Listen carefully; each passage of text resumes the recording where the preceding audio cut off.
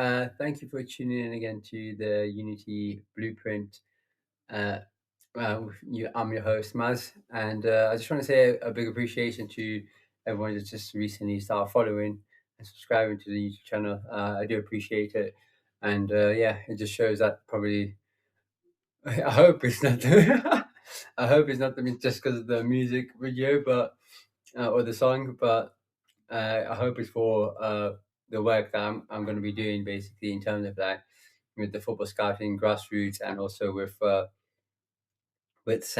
education and the AI and being safeguarding AI solutions as well. But also when it comes to music, it was also just to address it also to my colleagues and to my fellow councilmen.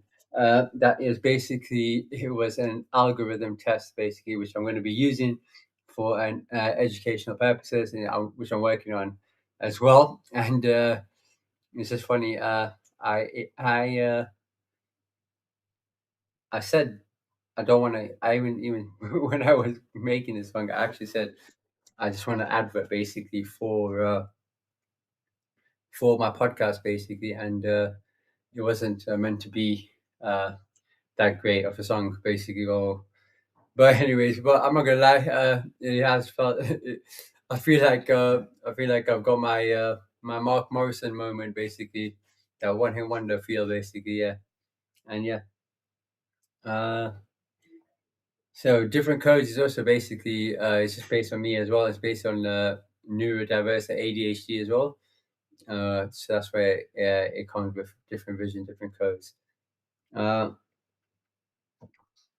yeah. So basically, it's also like thinking like it just shows that yeah, we're in a world now where you can be wherever you want to be. We're in a world where you can do whatever you want to do, but it's also like uh, you have now an opportunity basically to enhance yourself to growth in a positive way, in a more responsible way.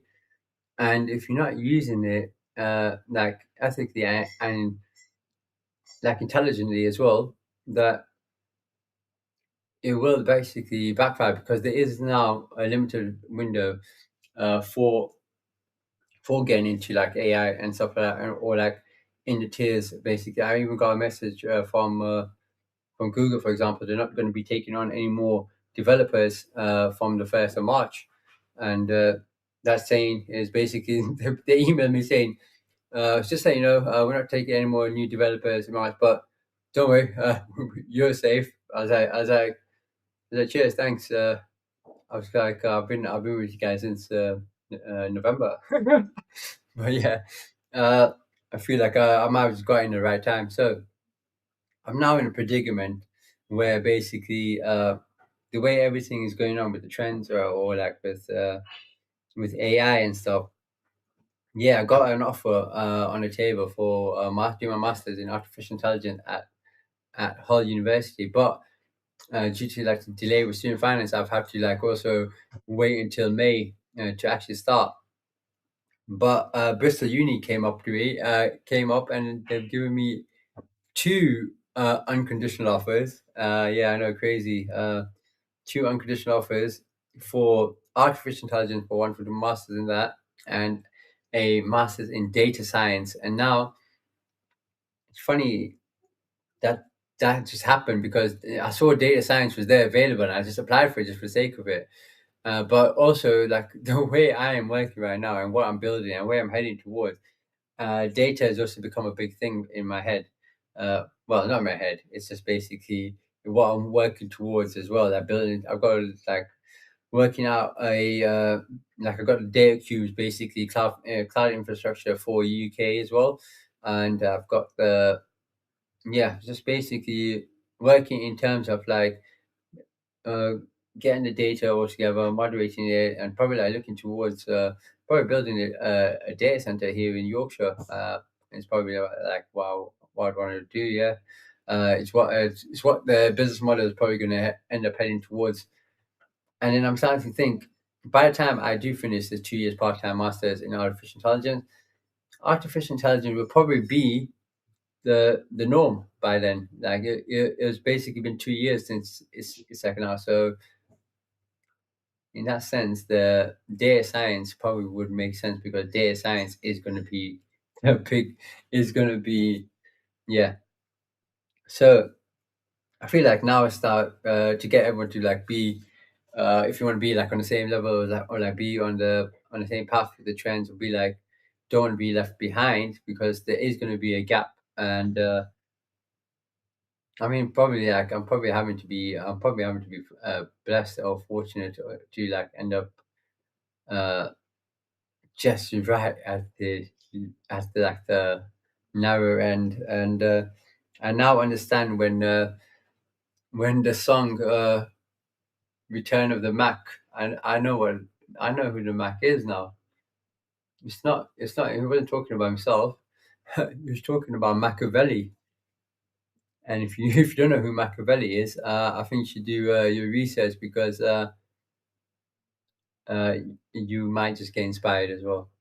Well, not inspired, but I don't feel like the story of Machiavelli just comes to anyone because unless you just go out there looking for yourself. Because I did not even go looking for it. Uh, it just happened to come to me. Yeah, it's weird. Everything that's been happening basically weird. Like I did not everything that's happening in the past, at least since September, basically that I've been doing has is not my plan. I've not been planning this. I've basically it's hard to even explain this. I've just been going with it like its purpose, its mission. It's basically yeah, because I was planning on being a teacher. That my plan was to be a teacher, and that was the plan to be on a scholarship and basically and just live off that. But yeah, I I can't believe that last year, um, the state I was in a year ago, especially yeah, it was last February as well. Yeah, it was when the state I was in last year, last February was basically at the time I was on the streets. I was homeless. I was like, well, like not streets, but like I was on the streets chasing some stupidness. But I was living in my car, and I was like, just yeah, I was not right. I was still like, obviously I'd gone through them bereavements, but I was like, it was just I think after it was after my birthday, which is on the 24th. It's basically when I saw my daughter in the morning. It's the first time she's seen me, and she basically she just had this smile on her face, and that smile basically had just brought my mind just back. And as soon as I had that smile, my mind has just basically been all about now.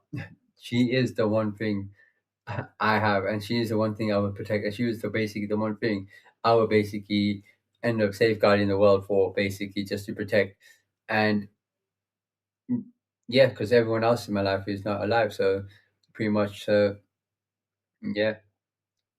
So that's why I feel like with everything I've created and every solution I've created, I can't believe it's actually what been working because now everything is about safeguarding everything. So the word has been spread.